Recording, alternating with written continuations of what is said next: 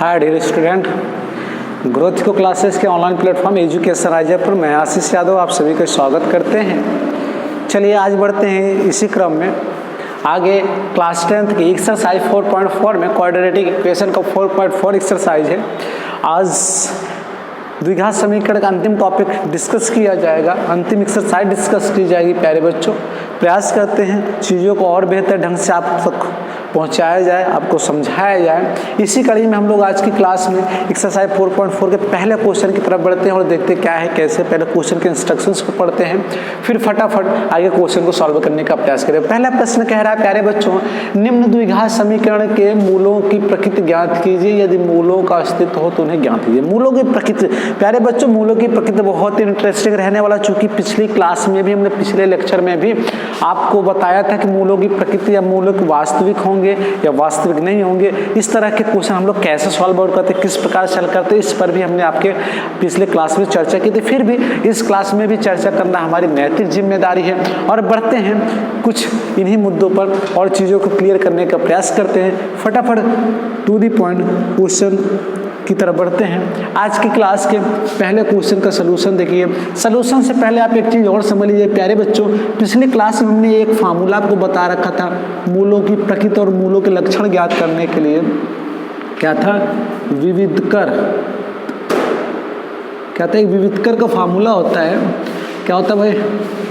D = B²। थोड़ा सा गंदा लिख रहे हैं भाई, ठीक है। विविधकर क्या होता है? D = B² - 4AC। क्या होता है? D = B² - 4AC। जब हमने इस विविधकर की चर्चा की थी तो वहाँ पर हमने बताया था अगर D = B² - 4AC लगाते हैं और हल करते हैं प्यारे बच्चों, अगर D का मान 0 से बड़ा आ जाता है तो मूल वास्तविक होते हैं और 0 से छोटा आ जाता है तो मूल वास्तविक नहीं होते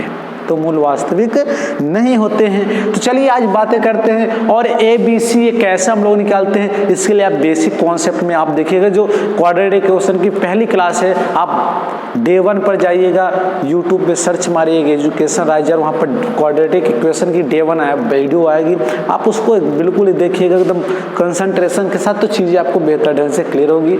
ठीक है, तो चलिए आगे बात करते हैं क्या है कैसे रहने वाली चीज़ों को समझते हैं। प्यारे बच्चों देखिएगा, इसका पहला प्रश्न कह रहा है निम्न द्विघात समीकरण के मूलों की प्रकृति। सबसे पहले मूलों की प्रकृति ज्ञात करना है, फिर यदि मूलों का अस्तित्व हो, अगर अस्तित्व हो तो उन्हें क्या करना है? ज्ञात भी करना। चलिए बात करते हैं अस्तित्व है या नहीं है। चलिए बात कर लेते हैं। देखिए पहला क्या है?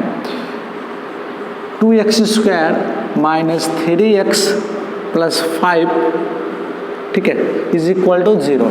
ध्यान रखना, चूंकि मैथ में एक से जुड़ी हुई एक कड़ी होती है। अगर आपको बेसिक क्लासेस नहीं देखे हैं या नहीं पढ़े हैं तो आपको ये क्लास थोड़ा सा कम समझ में आएगी। इसके लिए आपको कुछ नहीं करना, प्लेलिस्ट में जा करके शुरुआती की जितनी भी क्लास है उनको जरूर अटेम्प्ट करिएगा, तभी आपको बेहतर ढंग से समझ में आएगा। ठीक है, चलिए बात करते हैं यहाँ से A की वैल्यू कितनी आएगी प्यारे बच्चों? तो आप कहेंगे 2। हमने पूछा बेटा 2 की B की कितनी होगी? बोलेंगे सर -3। अगर C की तो 5। ठीक, ABC निकल गया ना। चलिए बात करते हैं, चूंकि D = B², क्या होता है? B² - 4AC है ना, इसलिए देखिएगा D की वैल्यू अगर रख रही है D, B² बोले तो -3 का वर्ग आप कर लीजिए, 9 - 4AC, 4 × 2 × 5, ठीक है ना। अब आप देखिएगा 3 × 3 = 9 माइनस 4 × 2 = 8 × 5 = 40, घटाइए क्या है? -31, निगेटिव वैल्यू आ रही है। अब देखिएगा, सबसे पहले आप यही समझ लीजिएगा। आप देखिए ये जो ऋणात्मक है ना, ये क्या दर्शाता है कि इसके मूलों का अस्तित्व, सॉरी इसके मूल जो है वास्तविक नहीं है। कैसे प्यारे बच्चों? वास्तविक नहीं है। तो हम लोग लिखेंगे चूंकि D << 0 है ना, इसलिए मूल वास्तविक वास्तविक नहीं है। मूल वास्तविक है, जब वास्तविक नहीं तो आगे हमें हल नहीं करना। हाँ, यहीं से अगर देख ले मूलों के अस्तित्व की बात करते हैं तो देखिए डी का मान वहां भी देखेंगे, अगर यही सेम प्रोसेस होता है, अगर डी का मान देखेंगे 0 से छोटा आएगा तो वहां पर हम लोग क्या लिखते हैं, मूलों का अस्तित्व भी नहीं होगा। तो अगर मूल वास्तविक नहीं तो उसके अस्तित्व की चर्चा हम लोग नहीं करेंगे। अगर मूल वास्तविक आया होता है प्यारे बच्चों तो उसके अस्तित्व भी हम लोग जांच लेते हैं। अगर फिर भी आपके मन में ऐसा प्रश्न है कि हम जांचना चाहते हैं तो आप बिल्कुल यही लगाएंगे, सेम प्रोसेस वहां पर भी लगता है। ठीक ना, आगे बढ़ते हैं, इसका सेकंड क्वेश्चन लेते हैं। पहला क्वेश्चन क्लियर, चलिए दूसरा देख लेते हैं, यहीं पर दूसरा क्वेश्चन भी सॉल्व कर लेते हैं। दूसरा क्या है प्यारे बच्चों, 3x² - 4 √3x + 4 = 0 लिख रखा है। चलिए अगर यहाँ से a की वैल्यू बात करें तो 3, b की कितना आएगा, b की -4 √3, c की बात करेंगे तो 4। ठीक है ना, चलिए सिंस d = b² - 4ac है ना। चलिए बात करते हैं b² बोले, इसका मान के 4 चौक 16 3 48 -3 4ac होता क्या, कितना होता है 4ac। चलिए 4 × 3 × 4, ठीक है ना। देखिएगा क्या करेंगे, ये आएगा 48 और 4 3 12 चौक 48, 48 में 48 घटाओ क्या आ रहा है, 0 आ रहा है। अब देखिए जब 0 आ रहा है प्यारे बच्चों, 0 आ रहा है, चूंकि देखिए d = 0, इसलिए मूल कैसे हैं, मूल वास्तविक और समान है, वास्तविक और समान है। भाई वास्तविक है तो इसका अस्तित्व होगा। अब अस्तित्व होगा तो मूल ज्ञात करने के लिए कह रहा है। मूल ज्ञात करते कैसे करते हैं भैया जी, आप सभी को पता है, गुणनखंड कर दें या श्रीधराचार्य लगा दें, गुणनखंड कर दो भाई सही रहेगा। ठीक है ना, सूत्र लगा दो, x = क्या होता है, -b ± √b² - 4ac / 2a।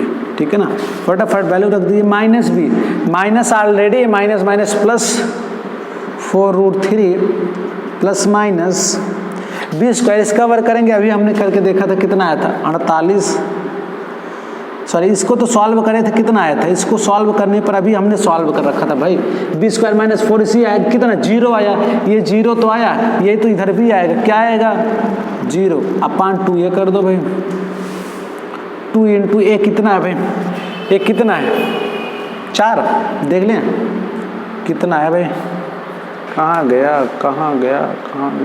ये कितना 3। ठीक है, इससे कैंसिल हो जाएगा, बचेगा क्या √3/3। अगर सॉल्व करेंगे तो आएगा, कितना आएगा, यही आएगा पक्का। इसको अगर हल करते हैं तो और क्या कर सकते हैं, √3 से √3 कर जाएगा, 1/√3 भी लिखा जा सकता है, 1/√3 और 1/√3 ये 2 समान मूल आ जाएंगे। ठीक है ना, तो इस तरीके से इसके वैल्यू आ गए, चाहे आप इस तरह में रख लीजिए चाहे वैल्यू इस तरह में रखिए, कुछ नहीं। ठीक है, चीज़ समझ में आए, कुछ नहीं करना होता। सबसे पहले दिए गए इक्वेशन से ABC निकालेंगे, फिर विविध के लगाएंगे, b² = d = b² - 4ac value अगर रखते हैं, अगर वैल्यू जो भी आएगी 0 से छोटा होगी तो मूल वास्तविक नहीं होगा, और मूल वास्तविक नहीं होगा तो उसका क्या होगा, अस्तित्व भी नहीं होगा प्यारे बच्चों। मगर अगर मूल वास्तविक आ जाता है, वास्तविक आता है तो उसके अस्तित्व होंगे। ध्यान रखना होता है, अगर d का मान 0 से बड़ा आ जाता है तो वास्तविक होता है, 0 के बराबर आ जाता है तो क्या होता है, समान मूल होते हैं, वास्तविक और समान मूल होते हैं, और 0 से छोटा आ जाता है तो मूल नहीं होते। चलिए ये क्वेश्चन और है, इसका करते हैं। अच्छा चलिए देखिए अब समझिए, ये क्वेश्चन हमने किया, ये क्वेश्चन आपके SW में, ठीक रहेगा ना, सेम पैटर्न का क्वेश्चन है, यहाँ से क्लियर करवा देते हैं। अब हमारे मन में अपने स्वयं एक प्रश्न उठ रहा है कि बच्चों को अगर यहाँ कहीं पर दिक्कत हो रही थी, जो मूल वास्तविक काल्पनिक, इसका एक टेबल बना के आपको दे देते ना, 2 मिनट लगेंगे जस्ट प्यारे बच्चों, एक टेबल बना देते आपके लिए, मूल कब वास्तविक होंगे कब ये नहीं होंगे, तो आपको दिक्कत नहीं होगी। ठीक है, चलिए एक प्यारा सा टेबल है, छोटा सा बना के आपको देते हैं प्यारे बच्चों। ठीक है ना, देखिएगा मूलों की प्रकृति कैसे हम लोग पहचानेंगे, क्या कैसे मूलों की प्रकृति पर एक छोटा सा कार्य कर देते हैं। देखिएगा आपके लिए आसान हो जाएगा। मूलों की प्रकृति है ना, मूलों की प्रकृति क्या होगी, कैसे रहने वाली, इसी पर एक आपको टेबल बना के दे देते हैं, है ना, आसान हो जाएगा आपके लिए। चलिए यहाँ पर देखिए, एक होगा d बराबर 0, एक होगा d इज ग्रेटर देन 0, एक होगा d is less than 0। 3 condition बनती है प्यारे बच्चों। एक में विविधकर 0 के बराबर होगा, एक में 0 से बड़ा होगा, एक में 0 से छोटा। अगर 0 से बड़ा 0 के बराबर होगा तो वास्तविक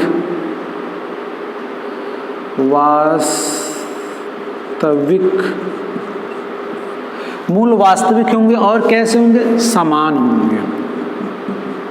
मूल वास्तविक और समान होंगे। अगर d का मान क्या होगा प्यारे बच्चों, 0 से बड़ा होगा तो वास्तविक तो होंगे, वास्तविक, मगर वो कैसे होंगे, असमान होंगे, असमान होंगे। ठीक है ना।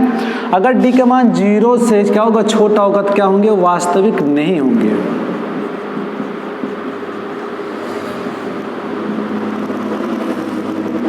जब वास्तविक नहीं होंगे तो समान असमान की कोई चर्चा ही नहीं होगी। ठीक है ना। तो टेबल को भी आप नोट डाउन कर लीजिएगा, आपको काफ़ी हेल्पफुल रहने वाला है। ठीक है ना। क्या बोले, अगर d का मान 0 के बराबर तो मूल वास्तविक, और समान d का मान 0 से बड़ा तो वास्तविक, असमान d का मान 0 से छोटा हो तो वास्तविक ही नहीं होंगे। ठीक है ना। वास्तविक नहीं होंगे तो क्या होंगे, इसको आप जरूर हमें बताइएगा। ठीक है ना। चलिए अगले क्वेश्चन की तरफ बढ़ते फटाफट। एक एक क्वेश्चन को बढ़िया से लिखते चलिएगा, बढ़िया से नोट डाउन करते चलिएगा। ठीक है ना। चलिए बात करते हैं अगला क्वेश्चन। अगला क्वेश्चन बिल्कुल इसी से जुड़ा हुआ मैटर है प्यारे बच्चों। कह रहा है प्रश्न नंबर 2, प्रश्न संख्या 2 क्या कह रहा है, देखिए कह रहा है निम्न प्रत्येक द्विघात समीकरण में k का ऐसा मान ज्ञात कि निम्न प्रत्येक द्विघात समीकरण में k का ऐसा मान ज्ञात कीजिए कि उनके दोनों मूल समान हो। दो इक्वेशन है, दो क्वाड्रेटिक इक्वेशन है। आपको बताना है अगर मूल समान हो तो k का मान क्या होगा। अब देखना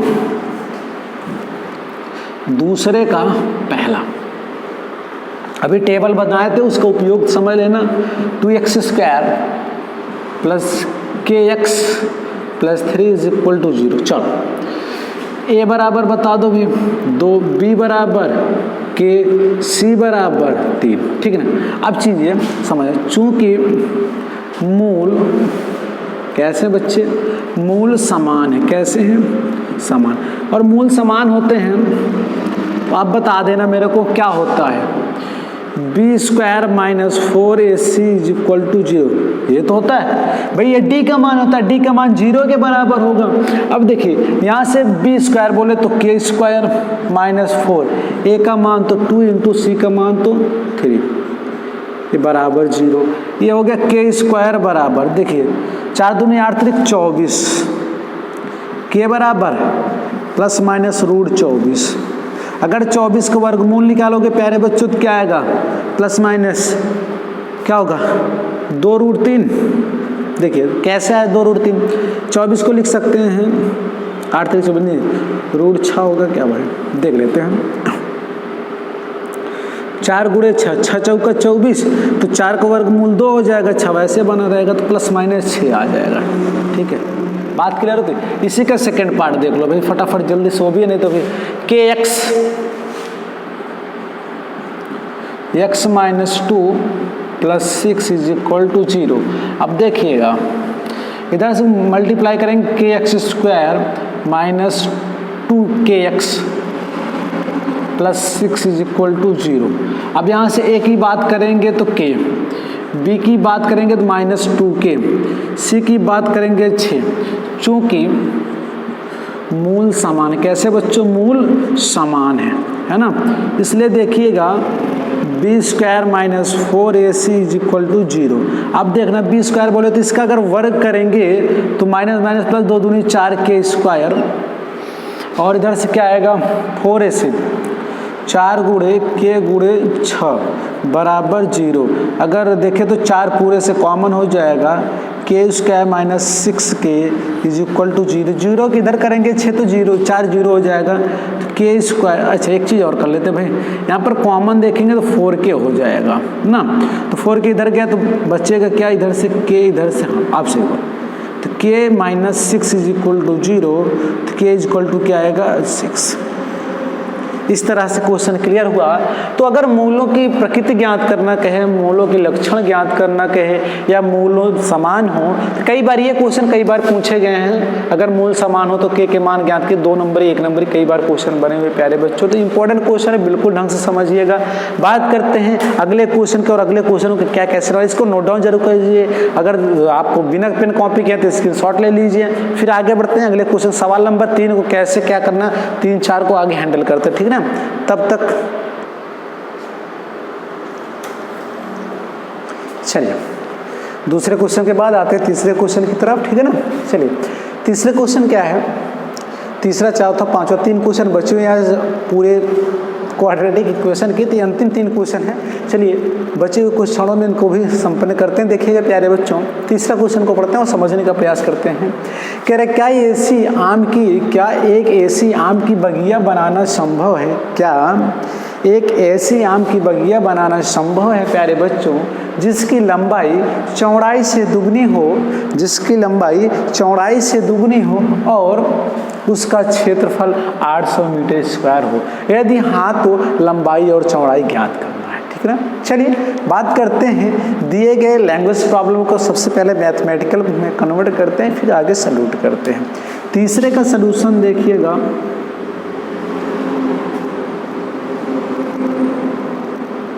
और समझिएगा। देखिएगा कि एक मान लेते हैं आयताकार बाग है, चलो एक आयत का बढ़िया सा चित्र बना लेते हैं। टेढ़ा वेढ़ा होगा तो बता देना भाई, है ना, थोड़ा टेढ़ा हो जाता भाई, कोई दिक्कत नहीं, सब आयत है। एक आयताकार मान लेते बगिया है, क्या है बगिया है। अब इसकी होती लंबाई, होती चौड़ाई। अगर चौड़ाई को मान ले क्या x, तो लंबाई क्या होगी 2x। यह प्रश्न में दे रखा है, हम लोग यहाँ मान भी लेते हैं। माना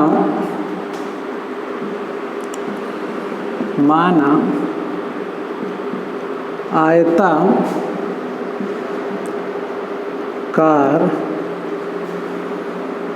बाग की चौड़ाई मान है, क्या मान है, चौड़ाई बराबर x मीटर, है ना। तो लंबाई कितनी होगी, लंबाई 2x। चूंकि ये प्रश्न में कह रखा है लंबाई जो है चौड़ाई से दुगनी है, ठीक है। तो क्षेत्रफल क्या होगा, अब देखो क्षेत्रफल क्या कह रहा है, चूंकि क्षेत्रफल दे रखा है, क्षेत्रफल कितना दे रखा है, कितना दिया भाई 800। अब देखो आयत का क्षेत्रफल का सूत्र क्या होता है, लंबाई गुणे चौड़ाई, लंबाई गुणे चौड़ाई। लंबाई कितनी है x, चौड़ाई कितनी है लंबाई है 2x, चौड़ाई है x, बराबर 800। अगर इधर से करेंगे तो ये हुआ 2x स्क्वायर बराबर 800, ठीक है ना। इससे कैंसिल होगा, कितना हो जाएगा 400। तो x बराबर 400 की स्क्वायर रूट निकालो, बताओ कितना आएगा 20 आएगा, ठीक है। तो x बराबर कितना आएगा, वैसे आएगा तो प्लस माइनस ले गए हम 20। तो हम लोग लिखेंगे अतः आयताकार बाग की चौड़ाई बराबर 20 मीटर, और चौड़ाई का दोगुना कर दोगे लंबाई मिल जाएगा। अतः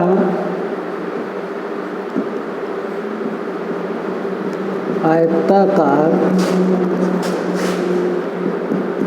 बाग की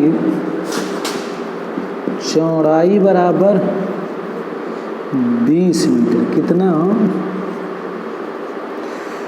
जबकि लंबाई बराबर कितना आएगी भैया 40 मीटर। 20 दूना 40, ये आपको उत्तर होगा।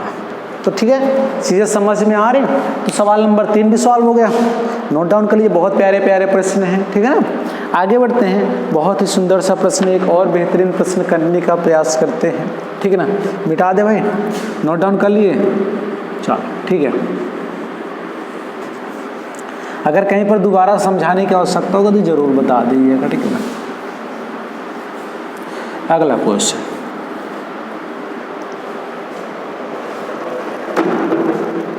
क्वेश्चन नंबर 4 का सलूशन देखिएगा। क्वेश्चन नंबर 4 का सलूशन देखिए क्या होगा। कह रहा है, क्या निम्न स्थिति संभव है, क्या निम्न स्थिति संभव है, यदि है तो उसकी वर्तमान आयु ज्ञात कीजिए। दो मित्रों की आयु का योग 20 वर्ष है। दो मित्र हैं, उनकी आयु का योग 20 है। मान लेते हैं, माना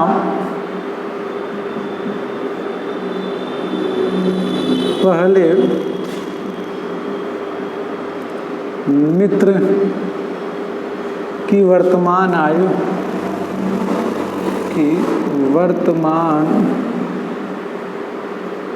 आयु क्या मान ले भाई, बराबर x वर्ष। अब बताओ दूसरे का क्या होगा। दूसरे मित्र की वर्तमान आयु क्या होगी, 20 - x। पूछो कैसे। देखो भाई, दोनों का योग 20 है, अगर एक का x होगा तो अगला का 20 - x होगा। सिंपल सी बात समझो, जैसे मान लेते दो वस्तुओं का मूल्य 50 रुपये, एक वस्तु का मूल्य 20 रुपये, तो अगले का कितना होगा, 50 - 20 तो होता है। तो उसी प्रकार ये हो गया, इतना आ गया। अब आगे प्रश्न में क्या कह रहा है कि 4 वर्ष पूर्व, देखिए 4 वर्ष पूर्व जब भी बात करता है, हमने इसके पहले भी कॉन्सेप्ट दे रखा है, 4 वर्ष पूर्व या पहले क्या करते हैं, घटाते हैं। 4 वर्ष पूर्व पहले मित्र की आयु कितनी हो जाएगी बताइए, x - 4, और दूसरे की कितनी होगी, दूसरे की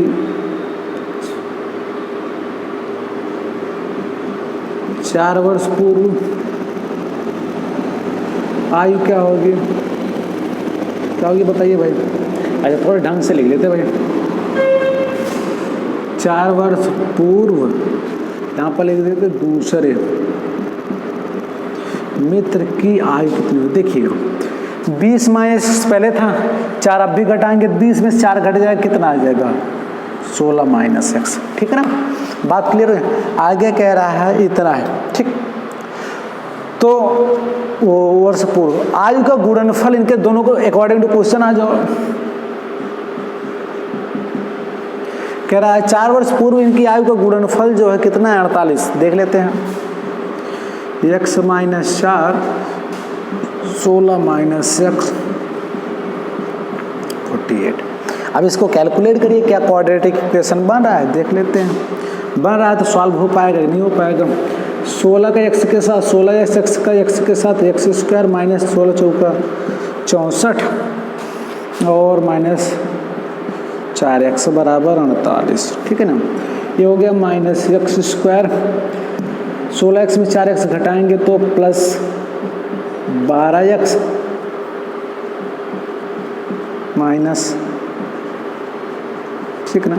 चलिए पूरे से माइनस कॉमन कर लेंगे तो x² - 12x 48, 8 4 12 की 2, 6 4 10, 1 11 बराबर 0। ठीक है ना। अब देखिएगा 8 4, हाँ सही है, ठीक है ना। आइए अब देखिए, अब यहाँ पर आपको हल करना है, क्या इसके मूल आते हैं, क्या वास्तविक मूल आते हैं कि नहीं आते, आप चेक कर सकते हैं। अगर वास्तविक मूल होंगे तभी तो ये हल हो पाएगा, नहीं तो इसका कोई हल नहीं होगा या ज्ञात नहीं किया जा सकता, या तो उपयुक्त स्थिति संभव नहीं है। ठीक है ना, क्या होगा, संभव नहीं होगा। चलिए देख लेते हैं, अगर डी के मान निकाले जाएं तो क्या होंगे।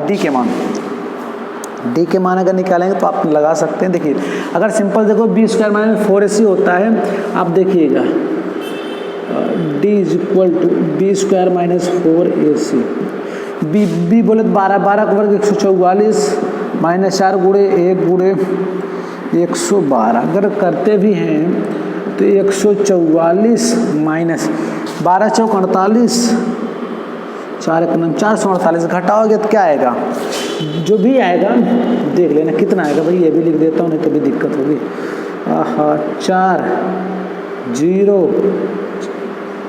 तो 404 आएगा, ठीक है ना, कितना आएगा 404 आएगा। कैसे आएगा, निगेटिव आएगा। अब देखो जो भी वैल्यू आई है, डी की वैल्यू क्या है, 0 से छोटी है, क्या है भाई, डी की वैल्यू 0 से छोटी है, इसलिए संभव नहीं है। क्या लिखेंगे, संभव नहीं है। क्या लिखेंगे, संभव नहीं है। क्या है, संभव नहीं है। बात क्लियर होती। चलिए अगले प्रश्न की तरफ बढ़ते हैं। अगला क्वेश्चन क्या है, कैसे इसको भी कैलकुलेट कर लेते हैं और टॉपिक को खत्म करते हैं, ठीक है। ये क्वेश्चन हो चुके हैं, इनको मिटा दें। चलिए, हाँ भाई ठीक है ना, ये क्वेश्चन हो चुके हैं, इनको मिटा देते हैं। नेक्स्ट क्वेश्चन सॉल्व आउट कर लेते हैं। अगला क्वेश्चन क्या है, क्वेश्चन कह रहा है क्या परिमाप, थोड़ा ध्यान रखना, ये परिमाप है ना, क्या परिमाप 80 मीटर तथा क्षेत्रफल 400 मीटर के पार्क को बनाना संभव है, ठीक है ना। यदि हो तो उनकी लंबाई और चौड़ाई ज्ञात कीजिए। फिर से पार्क वाला मामला है, थोड़ा सा देख लेना, एक फिगर है, ठीक। चलिए, परिमाप इतना दे रहा है, ठीक है। चलिए, परिमाप दे रखा है, क्या प्रश्न, क्या परिमाप 80 मीटर तथा क्षेत्रफल इतना मीटर के पार्क को बनाना संभव है, यदि हो तो लंबाई चौड़ाई ज्ञात कीजिए। एक बार क्वेश्चन को क्लियर करते हैं, देखें क्या कैसे है।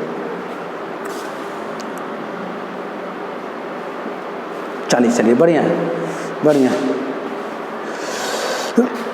देखिएगा, ये होती है लंबाई, ये होती है चौड़ाई, हमें कुछ पता नहीं है, ठीक है। चलिए बात करते हैं। देखिए थोड़ा सा समझ लेते हैं, चूंकि इसका सलूशन है, 5वें का सलूशन है। देखिएगा, परिमाप क्या होता है, परिमाप आपको दे रखा, कितना दे रखा है, अच्छा यहाँ पर कुछ गुना उना नहीं दे रखा ना। चलिए कोई दिक्कत, बिल्कुल। अगर लंबाई को मानेंगे और चौड़ाई को मानेंगे x, तो हम लंबाई को भी मान लेते हैं x। अब बच्चों के मन में डाउट, सुनो टेंशन ना लेना। देखिएगा भैया जी, देखिए लंबाई चौड़ाई में कोई कंडीशन दिया ही नहीं है ना, और लंबाई चौड़ाई में अगर कोई कंडीशन नहीं दिया होगा तो इसका मतलब यह निकल कर आता है कहीं ना कहीं लंबाई और चौड़ाई कैसी होगी, समान होगी। चूंकि हम द्विघात समीकरण में क्या पढ़ रहे हैं, एक चर पे घात दो नीचे ना, तो चरे तो एक ही रहेगा, ठीक है ना, और कोई संबंध है नहीं। तो परिमाप बराबर कितना दे रखा है, 80 मीटर। परिमाप होता क्या है, 4x। 4x बराबर कितना होगा, 20 मीटर। तो यहाँ से कटेगा, सॉरी 80 होगा, कटेगा तो x बराबर कितना आ जाएगा, 20 मीटर। और आगे कह रहा है, अच्छा क्षेत्रफल भी दे रखा है। चलिए चलिए चलिए चलिए भाई, ऐसे लगा दे, सही है। चलिए ठीक है, बात खत्म करो यार, सही तो लगा रहे थे। 4a 4x बराबर 80, 20 चौका 80, x बराबर 20 मीटर। क्षेत्रफल का यूज नहीं करे हमने, ठीक है, कोई दिक्कत नहीं, तब भी सही है। आप ऐसे भी लिख सकते हैं यार, कोई दिक्कत नहीं है। चलिए बात खत्म करते हैं। अंतिम क्वेश्चन था, थोड़ा जल्दी निपटा देगा। क्वाड्रेटिक क्वेश्चन बना के आप सॉल्व करें, हम जानबूझ के थोड़ा सा शॉर्ट कर मारे। चलिए बात करते हैं लंबाई चौड़ाई इसकी 20 मीटर आएगी, बनाना संभव है, तुम्हें हम लोग लिखेंगे। अतः बाग है ना, क्या है, ठीक पार्क है। अतः पार्क बनाना संभव है जिसकी लंबाई 20 मीटर और चौड़ाई भी 20 मीटर आएगी। अगर क्वाड्रेटिक इक्वेशन से लगाना है, जैसे क्वाड्रेटिक इक्वेशन ज़्यादा शुद्ध होगा, आप उससे भी फॉलो कर लिए, हमने डायरेक्टली लगा रखा।